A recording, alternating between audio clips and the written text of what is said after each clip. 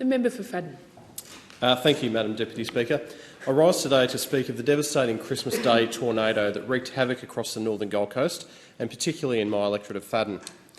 Christmas is usually a time of joy and celebration spent with loved ones. However, last year it delivered a devastating blow for many people across the Gold Coast as we were hit by severe thunderstorms and a tornado, leaving a trail of destruction unlike anything we've seen before. Almost 40,000 homes were left without power, some for up to 7 days, and many people suffered enormous property damage, together with emotional and financial stress. For example, an aged care facility in Runaway Bay, home to 48 of our community's most vulnerable residents, was without power for 4 days in heatwave conditions. I was pleased that my advocacy to Energex delivered a fit-for-purpose generator in their time of need to help these most vulnerable. Small businesses were forced to shut their doors during the busiest season of the year, missing out on substantial sales, not to mention the loss of stock for some of our hospitality businesses. During a time when families would normally be relaxing and resetting for the year ahead, Gold Coasters were instead undertaking emergency repairs to their homes, throwing out rotten food from fridges and freezers, and commencing what has become a mammoth clean-up to remove storm debris. In the midst of a cost of living crisis, in addition to the challenge of keeping food on the table, residents had to spend more money to restock their fridges and freezers with essentials and to undertake repairs to their homes.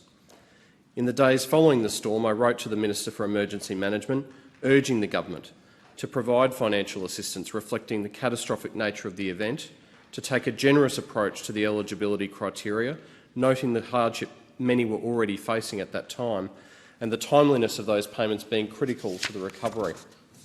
The announcement of the Australian Government Disaster Recovery Payment was welcomed by residents in Bigara Waters, Coomberbar, Coomera, Gaven, Helensvale, Holywell, Labrador, Oxenford, Pacific Pines, Paradise Point and Runaway Bay.